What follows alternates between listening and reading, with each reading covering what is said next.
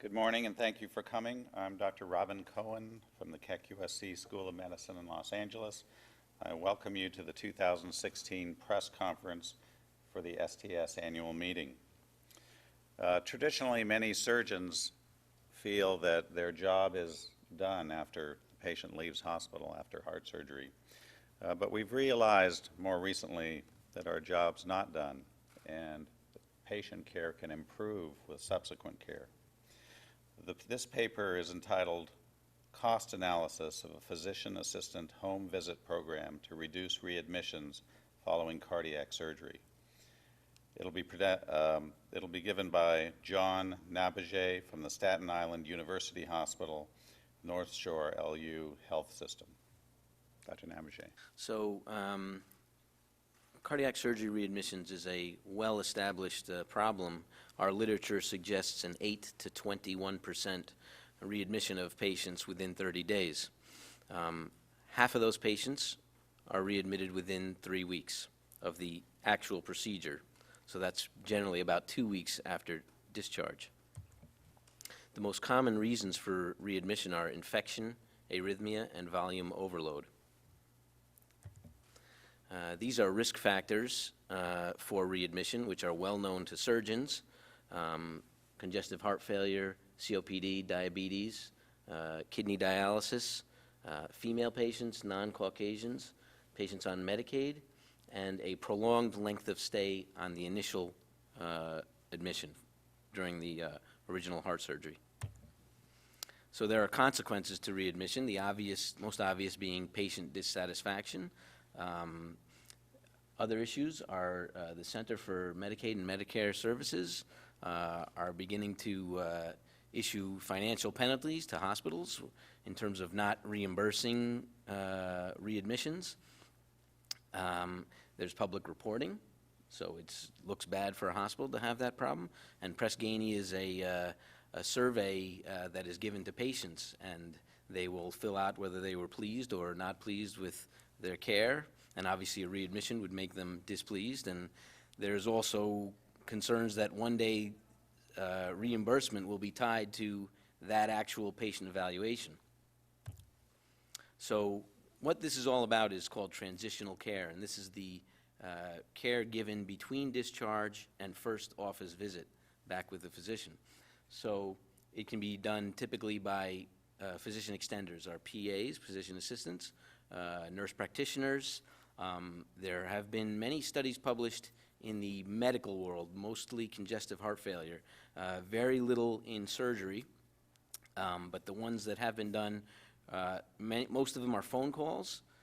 Some are house visits, again, back in the medical literature, and the goal is to coordinate the care of that patient to ensure timely follow-up and to make sure that they are compliant with their medications. So some initiatives have been done on the medical side with CHF. As I said, they actually trained pre-med students to simply make some phone calls, and they found that was a cost-effective way to keep patients on the path and out of the hospital.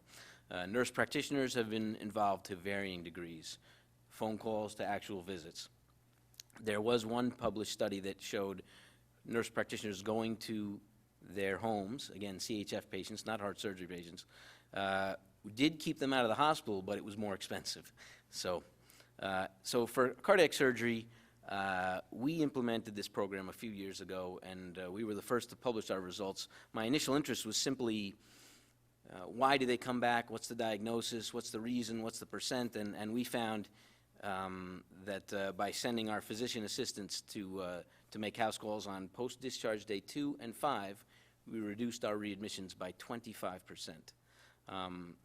One of our sister hospitals, actually our parent institution, used nurse practitioners to achieve the exact same thing. They published their results on coronary artery bypass graft patients only, CABG bypass patients. We looked at all adult cardiac surgery. So this is a brief summary of that initial publication a couple years ago. It was 26 months. The first 13 months were the period of time before we implemented the PA home care, and then the second 13 months was with home visits. As I said, on day 2 and 5 they were visited.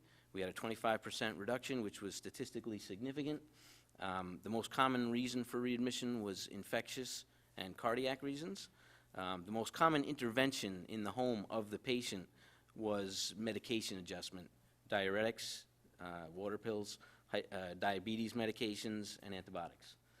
But basically, between those 2 visits and the office visit, we established 3 patient encounters within that first 22 days of the operation, which is, as I said earlier, 50% get readmitted. So our current study, we expanded that. We decided to look at the economics of this, and we did 2 years prior to home visits, and then 2 years with home visits. We obviously excluded anyone who went to a rehab facility or a skilled nursing facility. Our cost analysis looked at the hospital billing and what it would cost to send a PA into the house. The 2 groups, the first 2 years and the second 2 years, were not statistically identical. They were close, but not statistically identical. So rather than just compare them en masse, we did what's called propensity score matching. So we found patients from each group that had similar comorbidities or these 17 covariates we looked at. And we chose these 17 because these were the most likely, in our opinion, to influence whether you'd need to go back to the hospital or not. They're definitely markers for a patient that's going to encounter trouble after surgery. So the original population was 1,709. 1,185 of those patients went home. So before propensity score matching, these were our results. 648 patients in the first 2 years had 101 readmissions for 16% rate of readmission. With the home visits, we had 540 patients, and it was 10% readmission. So we had a 38% reduction in the rate of readmission. So that was with every patient, without controlling for comorbidities. So when we did the propensity score matching, we actually did better. We found 726 patients, 363 from each group that matched with comorbidities. And we had 17% readmission for the control and 10% for the home visits, for a 41% rate reduction. Again, statistically significant. So then we looked at the cost, and we found that the cost of a readmission in the control group, the first 2 years, was $17,500 less on average than the cost of a patient who got home care. So that was a 31% difference. Then we did what's called median interquartile range, similar to the prior talk, where we divided the cost into 4 segments: the cheapest, the most expensive, and the middle 50, knowing that there are outliers. Some patient may be admitted for less than a day. That's going to be less expensive. Some may get readmitted and stay for 2 months, and that's going to affect the numbers. Well, it turns out it basically bore out the original number. Just to make sure we weren't being misled, it was still a 32% increase. And one common question is, why would it be more expensive? And my answer, I don't know for sure, but we thought about it a long time, and we thought probably if you're going to some patient's house and they have a simple problem, that if you weren't there, they'd say, I have to go to the ER, and then they wind up in the ER, and then through various reasons they may be inappropriately admitted or admitted on kind of shaky grounds, but everyone's nervous, so they admit them, whereas an experienced physician assistant can just say, this is not a problem, have this medication, or we'll get this study, and it keeps them out. So the patients that truly need to be admitted are going to probably require a greater number or degree of services, and therefore their hospitalization is probably going to cost more. So that's how I rationalize that. Similarly, we looked at the length of stay, and as you'd expect, based on the cost of a readmission, the length of stay is longer in the group that got visited, those who got visited but still got readmitted. Again, probably because they had more complex problems. Some of them will be told by the physician assistant, you have to go to the hospital, we can't help you. And the difference was not too much with all the patients, but then when we looked at interquartile range, the difference emerged a little better. So that, again, got rid of the outliers. So it was basically a difference of about 2 days on average for the hospital stay of the readmission. So then we looked at what would have happened if we had not implemented the home visits for that second 2 years of the study. Again, looking at the case-matched patients. So if we had a 17% rate of readmission for the second group, that would be an additional 25 patients over and above the 37 that we did note were readmitted. And assuming an average cost of $39,000, that's almost $1 million in readmission costs that were eliminated. And then we had to determine the cost of providing home visits. And it's not simple because we don't have a home visit person that you pay to do that.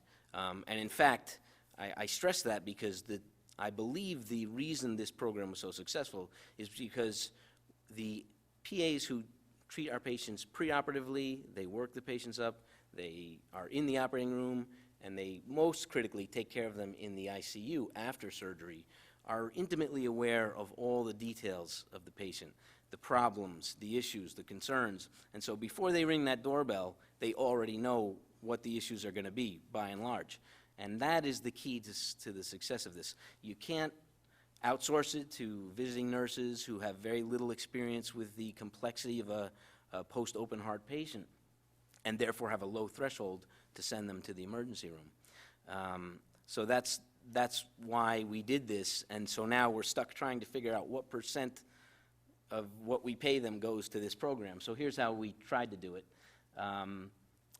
We figured that they were a full-time employee for 37.5 hours a week, which is, let's see, I have, basically, a visit cost is about 75 minutes away from the hospital, including travel time. So their average salary is $95,000, and then we did the travel expenses, which are came to about $190 a month for the full group, not the propensity matched. So there's a lot of math here, but try to simplify it here. If you take the 363 propensity score matched patients and do 125 hours, 1.25 hours, sorry, that's 454 hours, which is 12% of a full-time employee's work at the hospital. So then, therefore, 12% of their average salary would be about $11,000 a year. So it was a 2-year program, those 363 patients. That's $22,000. And then we determined that the travel expenses worked out to be about less than $9 per patient. So that's $3,000. So you add that up, and you get about $25,000 to provide home care visits. And then naturally, you subtract that from the almost $1,000 that was saved, and you get a $39 saved in healthcare billing for every $1 spent. And that's just the propensity score matched patients. The actual true population was 537 patients who got home visits. So the savings, the cost would have been a little bit more, but the savings would have been proportionately more as well. There's some limitations with this. Trying to determine the expense of a PA was difficult for me. Other hospitals that cover a large geographic area or are very rural settings are going to probably find it more expensive, possibly unworkable, depending how large your capture is. The real limitation is readmission cost. We know it's no secret that what a hospital bills is not what they're reimbursed. It's always going to be less, most of the time. So that is a concern. But if you, let's say you assume that billing, that reimbursement was half what the billing was across the board for every patient, which it would never be that low, but let's just say, then that would be a 20-to-1 savings. And let's assume that the PA cost was double. I underestimated, and it was double. Then that's becomes a 20-to-2 or 10-to-1. I would argue that even if it's cost neutral, the patient gets better care, they stay out of the hospital. So in my opinion, it only has to be cost neutral to make it a no-brainer. You could argue that even if it costs a little bit, it's better care for patients. So my conclusions are home visits on day 2 and 5 following discharge from adult cardiac surgery can result in a 41% decrease in the rate of readmissions.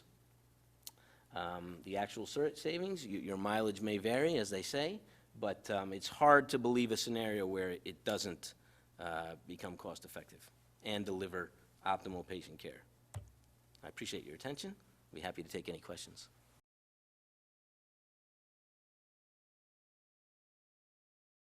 Ed Sussman, freelance. How many hospitals are providing this service at this point in time? Is this, at the various levels, of tertiary hospitals, community hospitals, and regional hospitals? To my knowledge, our institution is the only one doing it currently. There may be others that haven't published their data, but I've been talking about this for a couple years, and everyone's very interested in it, but no one's told me, oh, yes, we do this too. Maybe that's why they're not coming to my talk, because they already know it. But I don't know of anyone else doing it. What happens if you just call them on days 2 and 5 instead of actually sending somebody out there? That would be way cheaper. Do you know how effective that is? That's a great question, and that was my first question when they first implemented this. The idea came down from our parent institution, and we were very skeptical. I was one of the skeptical people. I thought, my answer was just have them come to the office more frequently. But you find that they're unable or unwilling to come to an office, and when you call, you're not getting the full story. We were very surprised to find patients, certain patients you see, they don't really look like they're going to be in charge of their affairs, their medication, so you're very nervous, and you have to go see them. But we were surprised by patients who seemed completely in charge of everything. You see them on day 2, they already can't find their medications. Oh, I forgot to take that one. I didn't get this one filled. And or the environment they're in. It's amazing what you find when you actually go there, and it surprised us on more occasions than we thought it would. So there's no substitute to going and seeing the patient in their natural environment, as they say. What can a heart surgery patient do to get this extended care? Can they ask for it and get it? What has to be done so that more patients are served by this? Yeah, I think most programs across the country have a home care program in the sense, as I said earlier, I alluded to earlier, of visiting nurse service, which is better than nothing. It's fantastic, but it's not, in my opinion, it won't prevent readmissions. I don't know that there's any programs that have no care. The vast majority of patients, unless you're very young, you need a little something to sort of that transitional point, that transitional care. So most patients get something, and our patients used to get visiting nurse. But I know for a fact patients were sent to the ER left and right for no reason, whereas our PAs, who have great experience, they know what they're looking at, they have a steady hand as far as that goes.